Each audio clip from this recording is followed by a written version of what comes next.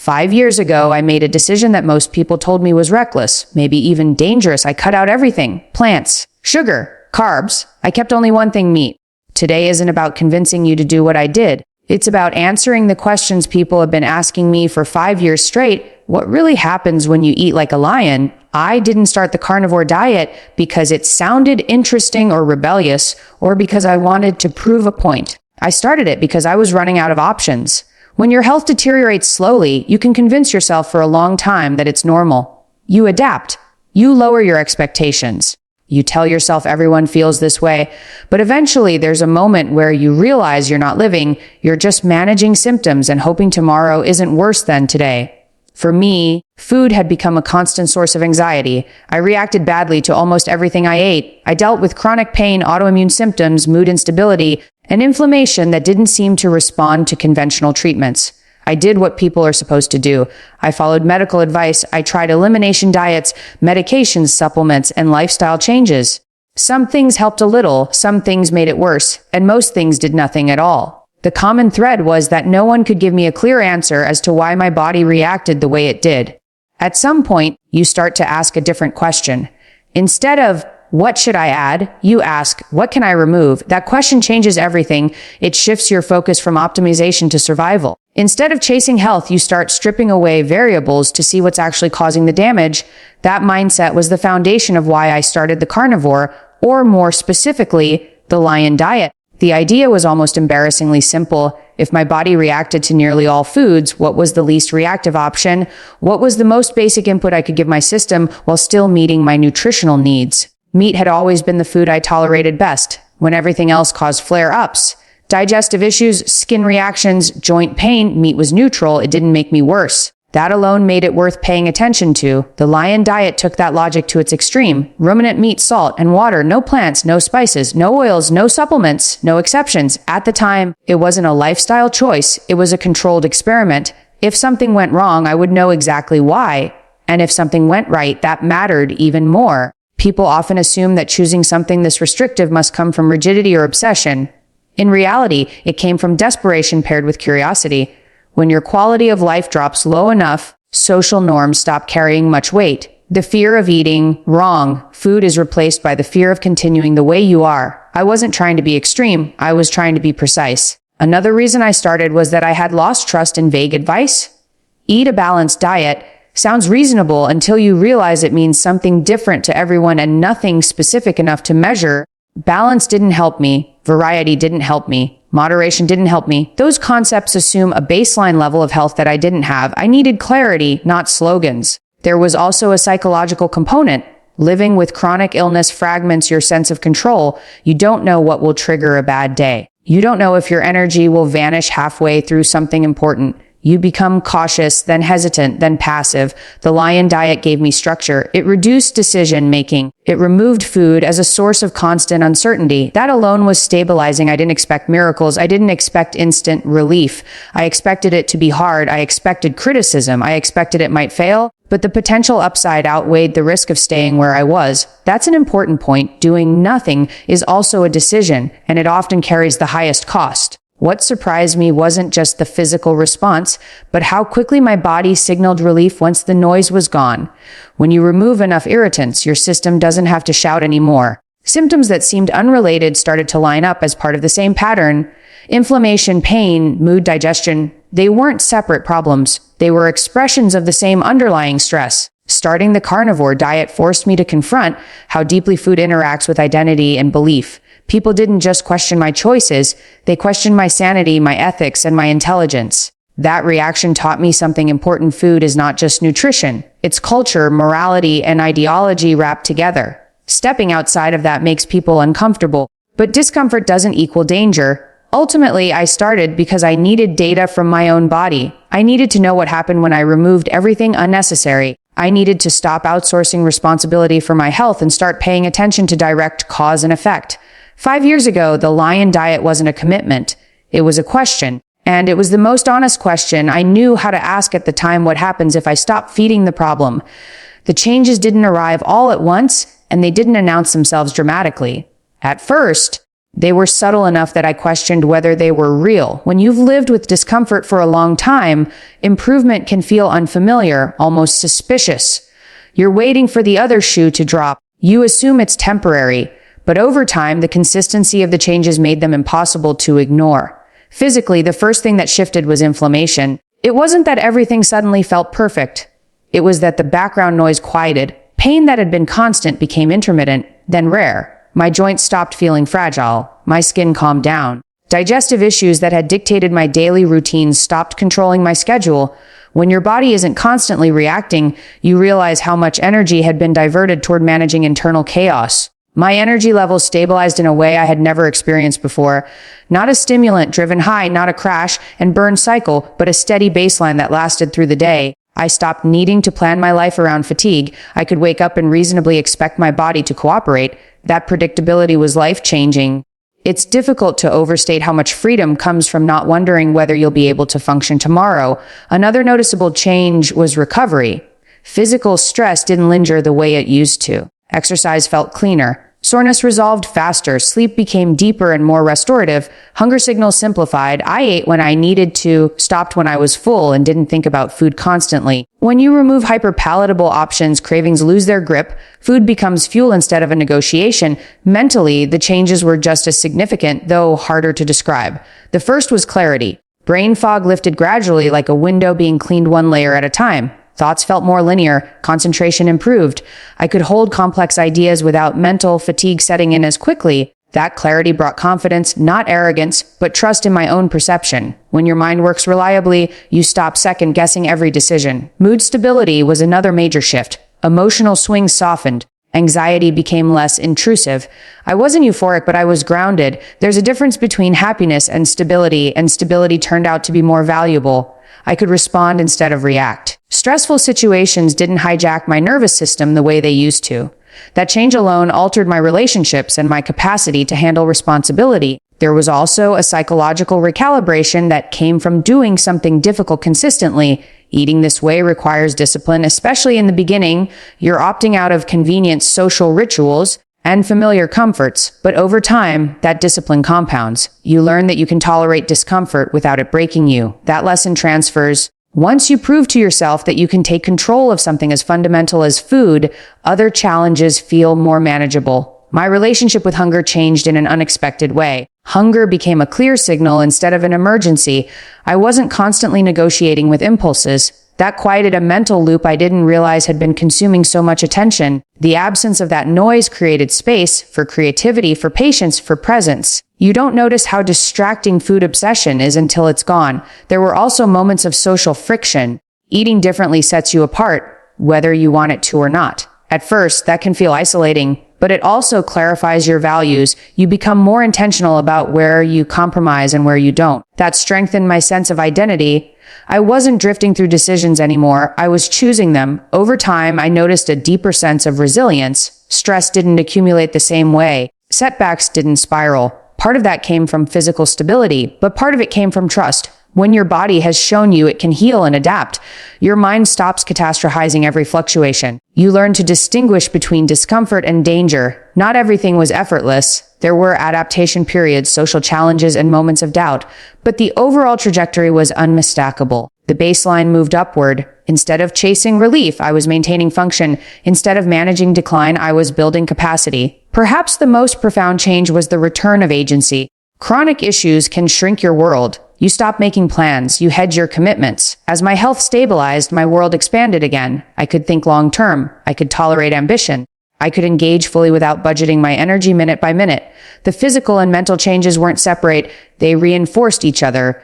A calmer body supported a calmer mind. A clearer mind made it easier to maintain the habits that kept my body stable. That feedback loop replaced a cycle of deterioration with one of reinforcement.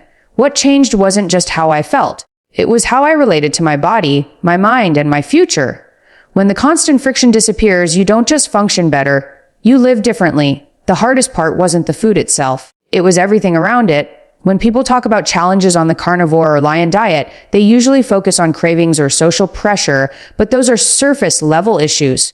The real difficulty was learning how to navigate uncertainty, especially when the path you're on doesn't come with a clear rulebook or widespread approval.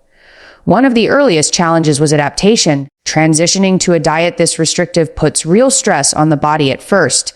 There were moments where I questioned whether discomfort was part of the adjustment or a sign that something was wrong. When you remove carbohydrates and plants entirely, your metabolism has to shift. Electrolyte balance becomes critical, and early mistakes there can make you feel awful. I underestimated how precise I needed to be with salt and hydration, and that led to unnecessary fatigue and lightheadedness early on. Another challenge was impatience. When you're sick or struggling, you want results quickly. I expected clear feedback right away, and when progress wasn't linear, doubt crept in. Some symptoms improved fast, others lagged behind, and a few fluctuated unpredictably. Early on, I made the mistake of changing too many variables too quickly, adding things back in before my body had fully stabilized.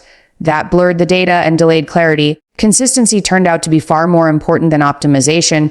Social pressure was constant and often subtle. It wasn't always confrontation. It was raised eyebrows, unsolicited advice, and quiet judgment. Eating is a social glue, and stepping outside of shared norms can feel like opting out of community. Early on, I tried to justify my choices too much. I explained myself endlessly, hoping to be understood. That was exhausting. Over time, I learned that not everyone needs an explanation, and not every concern deserves equal weight. Learning when to disengage was a necessary skill.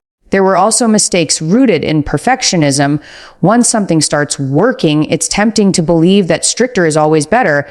I went through phases where I treated the diet like a test I could fail. That mindset added unnecessary stress. The goal was health, not moral purity. Being too rigid mentally, even while eating a rigid diet, can undermine the benefits. I had to learn the difference between discipline and self-punishment. Another challenge was distinguishing correlation from causation. When your health improves dramatically, it's tempting to attribute every positive change to one factor. That can lead to overconfidence and blind spots.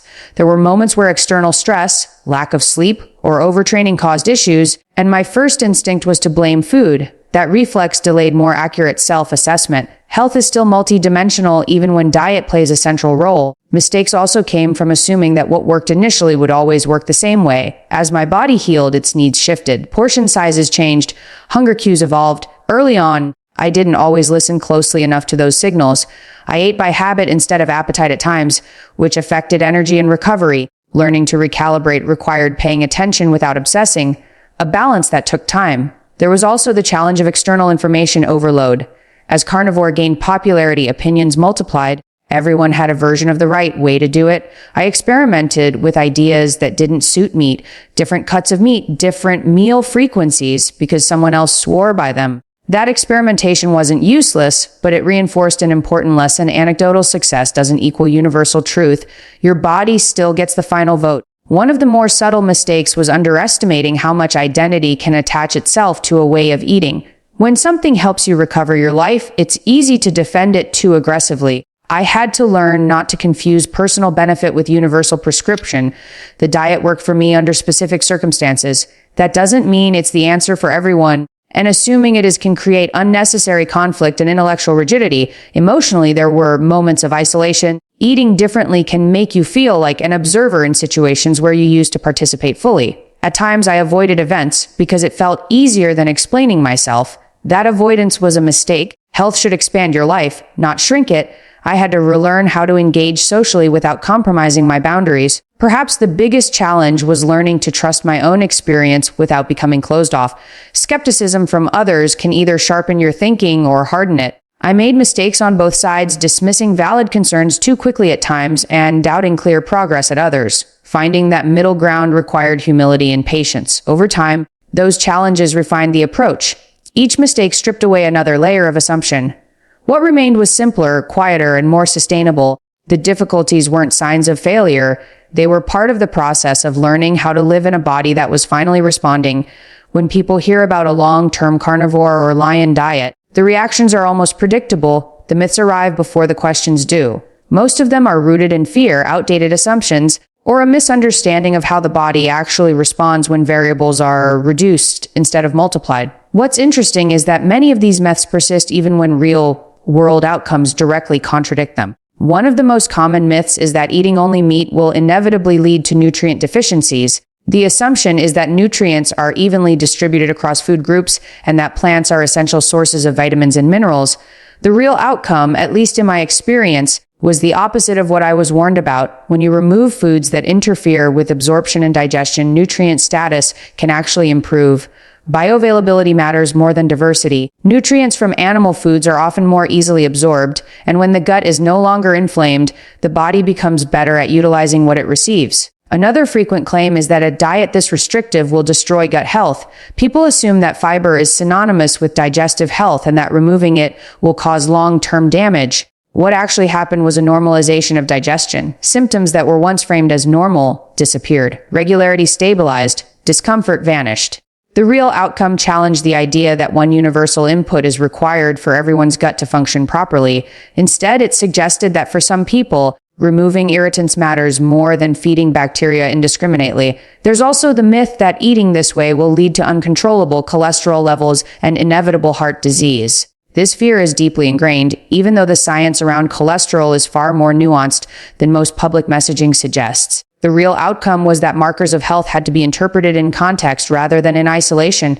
Lipid panels alone didn't tell the full story. Inflammation markers, insulin sensitivity, and overall metabolic health provided a more accurate picture. The assumption that dietary fat automatically equals cardiovascular risk didn't hold up under closer examination. Another misconception is that the diet causes constant cravings and an unhealthy relationship with food. People imagine a life of white-knuckling restraint and suppressed desire. The real outcome was a reduction in food obsession. When hyperpalatable foods are removed, cravings lose their power. Hunger becomes clear instead of chaotic. Food stops dominating mental space. Instead of thinking about what to eat next, attention shifts to what actually matters. That psychological relief is rarely acknowledged by critics. Many believe that long-term carnivore leads to low energy and poor performance. Without carbohydrates, people assume fatigue is unavoidable. In reality, energy stabilized. The constant cycle of spikes and crashes disappeared, endurance improved, mental stamina increased. The body adapted to using fat efficiently, and once that adaptation was complete, performance became more predictable, not less. The myth confuses short-term adaptation discomfort with long-term capacity. There's also a moralized myth that eating this way is inherently irresponsible or extreme. It's framed as reckless behavior driven by ideology rather than necessity. The real outcome was pragmatic, not dogmatic. This wasn't about rejecting science or tradition. It was about responding to feedback from the body. When standard approaches fail, exploring alternatives isn't extremism.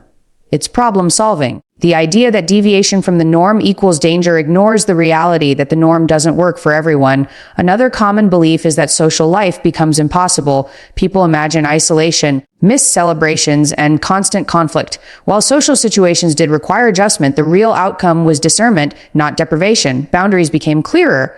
Relationships became more honest. The people who mattered adapted, and the ones who didn't were often tied more to shared habits than genuine connection. Eating differently revealed which relationships were flexible and which were fragile. There's also the myth that this way of eating leads to emotional flatness or reduced enjoyment of life. The assumption is that pleasure is tied directly to food variety. The real outcome was emotional stability. Enjoyment came from consistency, clarity, and the absence of chronic discomfort. When your baseline improves, you don't need constant stimulation to feel okay. Pleasure becomes less frantic and more grounded. Another persistent myth is that results are purely placebo or short-lived.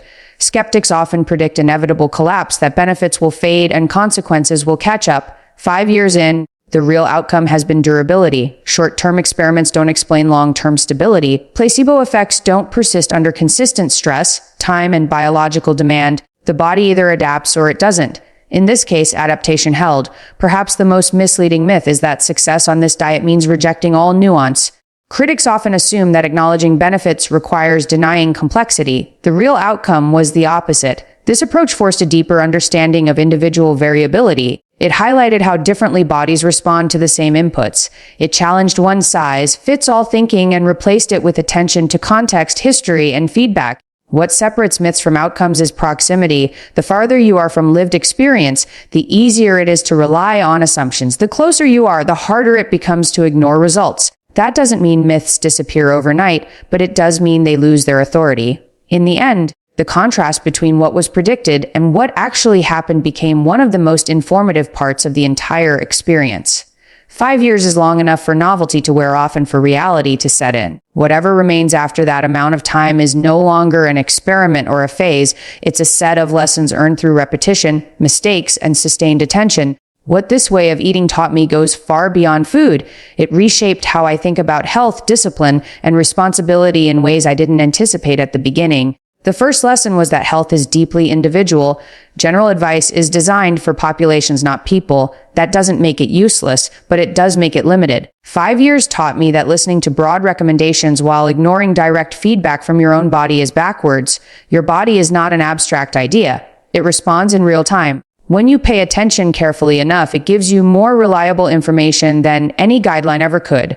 I also learned that simplicity is powerful, but not easy. Removing variables sounds straightforward until you try to live that way consistently. Simplicity requires restraint. It means saying no repeatedly, even when the cost is social discomfort or inconvenience. Over time, I learned that discipline isn't about force, it's about clarity. When the reason is clear enough, the effort feels lighter. Complexity often hides indecision.